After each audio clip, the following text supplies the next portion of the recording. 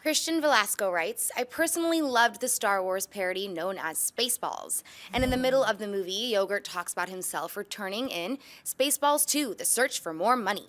I don't know if it was a joke or a planned sequel of the film that was either canceled or put out independently, but do you think it would be a great idea to make one more with the upcoming Star Wars films? Thanks, and keep up the work. We're the Spaceballs! Watch out! I love that movie. I love Spaceballs so much. It's such a special movie to me.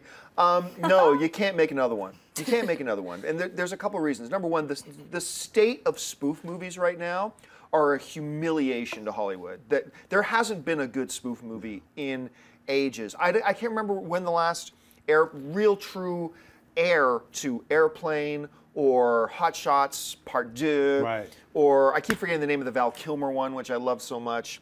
Top Secret. Top Secret, which was so good. Spaceballs. And so the atmosphere, the current climate just isn't right, I think, for a spoof movie like that. But the second thing is, I've always said, look, change directors, Spaceballs is so infused with the personality of Mel Brooks. It's a Mel Brooks film. It's not just a film directed by Mel Brooks. It's a Mel Brooks film. And he's not doing much these days. No. And so, look, if Mel Brooks said, I'm interested in doing another Spaceballs for fun, then you'd have my attention.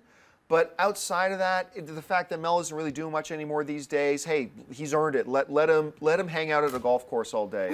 He's totally earned it. Mm-hmm. So I would say, nah, I'm okay with there not being one. I'll just keep watching Spaceballs on Amazon Prime every night while I go to bed, which is kind of what I do. Anyway, Schnepp, what do you think? Well, it's interesting. Mel Brooks has a great documentary on Netflix right now where it's him and a bunch of people he's worked with and goes through his entire filmography. When they got to Spaceballs, they talked about it. It was like, wanted to do something, wanted to try it out. He had to talk with Lucas, and Lucas was like, look, as long as you don't make toys, you can do whatever you want. So that's why you've never seen toys of Spaceballs, because he basically promised George Lucas, we won't make any toys. I want a Dark Helmet bobblehead. Everybody wants, everybody would love to have some Spaceballs toys. So maybe Lucas, if you're hearing this, you got $4 billion or something, let him make some toys, yogurt. Who doesn't want a plush yogurt? So, but yeah, that's one of the things. And the other thing is it was a gigantic bomb. People forget when Spaceballs came out, none of you saw it. You're all watching it for free on some TV, channel. But when you went through, nobody went to see it in the movies, and critically bombed too.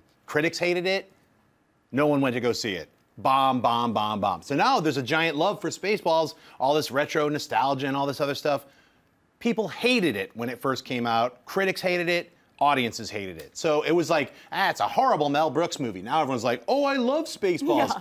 It's just like context. So, if someone wanted to give Mel Brooks $30 million, Mel Brooks would make Spaceballs 2, Revenge of Dark Helmet, or whatever it's going to get. Oh, you sold me! You sold me! I want that movie so bad. They'd have get Rick Moranis out of retirement. Rick Moranis out of retirement. I don't know what that dude's doing. He's in Santa Monica somewhere, surfing, bodyboarding. I don't know. Get that dude back in the helmet. So.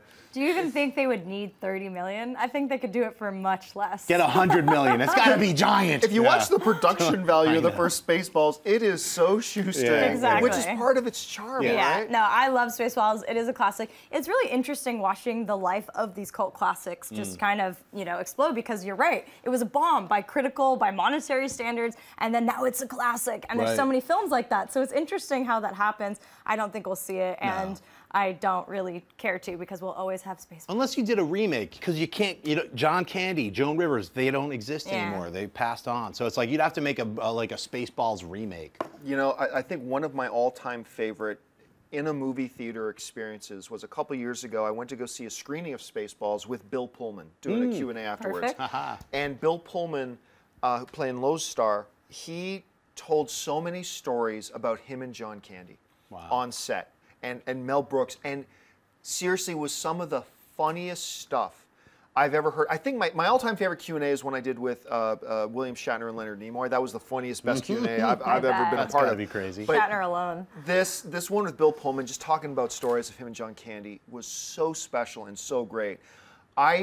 as AMC Movie Talk, I really want to try to pull together a screening of Spaceballs and see if we can get Bill Pullman in to retell some of those stories, because that would be so cool. Hey everyone, if you liked this video, click that thumbs up button and make sure to subscribe to our AMC Movie News YouTube channel.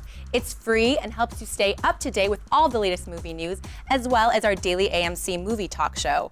Also, make sure that you follow us on Facebook and Twitter to stay up to date with all of our special promotions, contests, and prize giveaways.